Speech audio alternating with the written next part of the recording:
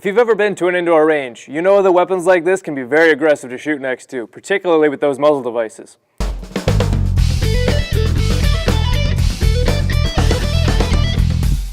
Now, the reason I personally use suppressors are a few. They do make for a more pleasant shooting experience, and I consider it to be more considerate for other shooters, especially if you have to use a quick disconnect brake on there. I think it's a very pleasant way to be on the range. Starting off here, we have the Aviator 2 from AAC.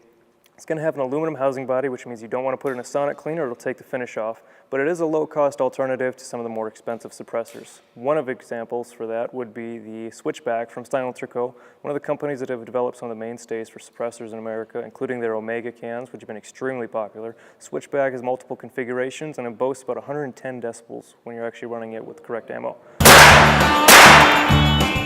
Another great option is going to be the Sauer SRD22. Just like every other suppressor out here for rimfire options, this one you can actually take the baffles out. You take the end cap off, baffles are going to spill, and you can clean them that way. I wouldn't recommend getting a 22 caliber suppressor or a rimfire suppressor in general that you couldn't disassemble.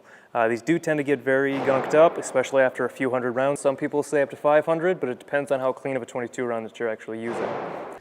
Next up, we have our 9mm and 45 caliber cans. These are going to be for pistols or pistol caliber carbines. Here we have the Omega 9K from SilencerCo. The K configuration means it's shorter versus the standard configuration, such as the Sauer SRD45 here, means that it's going to be the full length. You do lose some noise dampening with the K configuration, but you save on weight and overall barrel profile. So there are some pros and cons to be taken into consideration. Moving on, let's move on to the big guys. These are going to be the 30 caliber suppressor and the 46 caliber suppressor. This is the one we actually had on the range, the Daniel Defense Wave suppressor.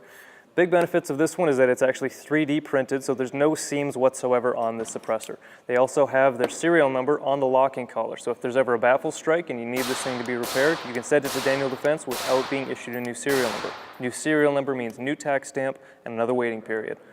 Next up, we have the SilencerCo Hybrid 46. This is going to be one of the more versatile options for rifles. It goes for anything from .223 up to .45-70 government. It's also going to be, unlike the Daniel Defense Wave can, disassemblable, so you can actually take the baffles out to clean them, which is one benefit for some people. Depending on what you're going to apply the suppressor to, disassembly is an excellent option. Earlier, we talked about the need for a suppressor on an indoor range, but that's not really fair to suppressors in general. In the end, if you pick up one of these, you're going to want to pick up all of them, whether it's for plinking, hunting, or whatever course you need them for.